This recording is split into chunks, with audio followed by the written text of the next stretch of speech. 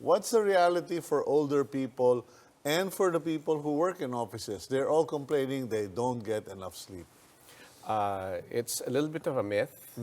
If we talk about when we get old, we need less sleep, because although the sleep will not be as long compared to younger individuals, for older individuals, the sleep quality should still be the same, meaning it's a mixture of shallow and deep sleep Okay. for 4 to 5 cycles per night. Okay. So it has to be usually that way for adults. Now, then, that's talking about quality. For quantity, it may be a little bit less. Okay. But that, as mentioned, both are non-negotiable, even when we get older.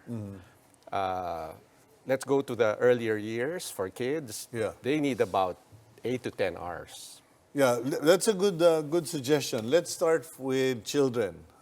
When you say kids or children, are we talking from 0 to 10 or 0 to 16? Because once they're 16, they're no longer kids. They're headaches. I'm just kidding. I'm just kidding. Okay, no, so from what age to what age? Okay. Normal sleep physiology up to 1 year old is not yet mature. So 1 year onwards, that's when night is night and day is day.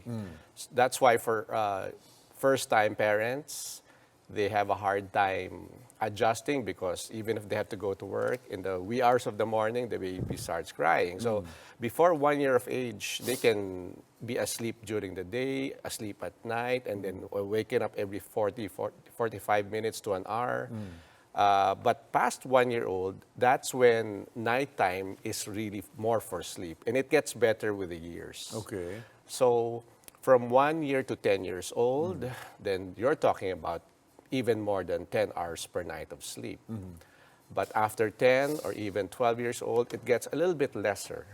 And as you mentioned, yes, 16 to 18 years old, it's going towards the young adult years, then they can probably go with around 8 already. Okay.